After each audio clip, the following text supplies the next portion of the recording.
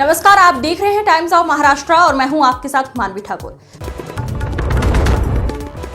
Name plate विवाद पर बोले तौकीर रजा। प्रशासन हिंदू संगठनों के दबाव में उत्तर प्रदेश में जारी नेम प्लेट विवाद को लेकर बरेली शरीफ के इत्तेहाद ए मिल्लत काउंसिल के प्रमुख मौलाना तौकीर रजा खान ने कड़ी प्रतिक्रिया दी है। उन्होंने कहा कि प्रशासन और पुलिस द्वारा जो कुछ भी किया जा रहा है वो पूरी तरह से जबरदस्ती है। तौकीर रजा का आरोप है कि ये कार्रवाई बेईमानी पर आधारित है और इसका उद्देश्य कुछ हिंदू संगठनों को खुश करना है। उन्होंने कहा कि प्रशासन इन संगठनों के दबाव में काम कर रहा है जो लोकतंत्र और कानून के खिलाफ है। तौकीर रजा ने चेतावनी दी कि अगर प्रशासन इसी तरह पक्षपात करता रहा तो सामाजिक सौहार्द बिगड़ सकता है। उन्होंने सरकार से निष्पक्ष रवैया अपनाने की मांग की है। लोग क्या इसने टेक्निकल हो चुके हैं कि ये तमाम चीजें समझ पाएंगे? आम कावड़ यात्री क्या ये QR कोड स्कैन करना जानता है, या ये कि वो सब्जी वाले, वो ठेले वाले, वो फ्रूट वाले जो ठेला लगाते हैं वो QR कोड कहाँ से कैसे करेंगे? तो इन चीजों का कोई मतलब नहीं है। मैं तो सीधे एक बात कहता हूं कि जो मुसलमान है उसे अपनी शनाख्त नहीं छुपानी चाहिए। अपनी शनाख्त के साथ उसे अपना कारोबार करना चाहिए। रोजी देने वाला अल्लाह तबारक तआला है और अपनी पहचान छुपाकर अगर आपको शर्म आती है अपने मुसलमान होने पर तो आप तो मुसलमान ही नहीं हो। आपको हर हिंदू को गर्व से कहना चाहिए कि वो हिंदू है। हर मुसलमान को पूरे फख्र के साथ अपने हिंदुस्तानी होने और अपने मुसलमान होने का ऐलान करना चाहिए। अपनी शनाख्त नहीं छुपानी चाहिए। तो इस मामले में मैं शासन आदेश का समर्थन करता हूं कि मैं जो बात अपने लोगों को समझाने में नाकाम हूं वो हुकूमत की तरफ से वो काम किया जा रहा है। ये काम असल में मेरा है। दूसरा रहा सवाल इस बात का कि कावड़ यात्रा के रास्ते में जो दुकानें हैं मीट वगैरह की, खुले में तो गोश्त बेचा ही नहीं जाना चाहिए। और ऐसे रास्तों पर जहां से कावड़ यात्री गुजर रहे हैं, अपनी आस्था की कावड़ लेकर जा रहे हैं, उन रास्तों पर पूरी एहतियात रखनी चाहिए। तो ये दोनों शासनादेश जो है ये मुझे बिल्कुल मैं तायद करता हूं।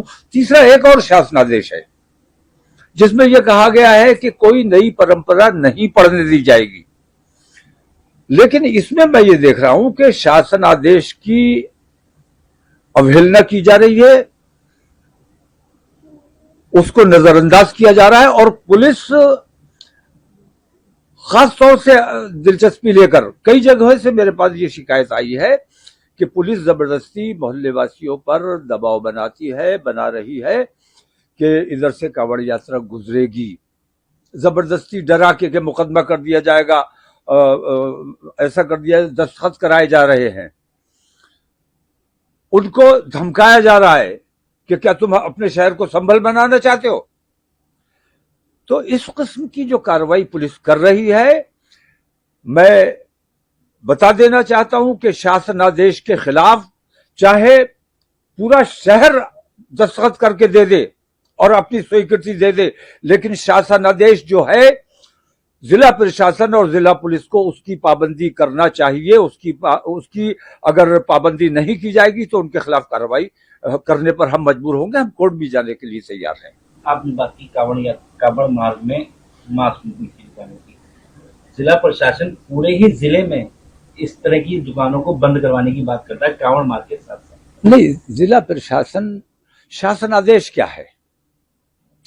मैं कहता हूं शासनादेश क्या है उसके मुताबिक काम होना चाहिए। अगर शासनादेश में यह है कि पूरे जिले में कहीं मांस नहीं बिकेगा, नहीं बिकेगा। लेकिन शासनादेश में ऐसा कहीं नहीं है। ये जो कुछ भी किया जा रहा है ये जबरदस्ती किया जा रहा है। ये पुलिस और प्रशासन की बेईमानी है। ये हुकूमत को खुश करने के लिए, हिंदूवादी संगठनों को खुश करने के लिए उनके दबाव में ये लोग इस किस्म का काम कर रहे हैं। पुलिस और प्रशासन, शहर के तमाम लोग उनके लिए बराबर होने चाहिए। किसी एक के साथ अन्याय करना ये इनको जेब नहीं देता है और ऐसी कोई भी हरकत करने के लिए प्रशासन को आजाद नहीं छोड़ा जा सकता। प्रशासन को जवाब देना होगा कि उन्होंने एक तरफा कार्रवाई कैसे की।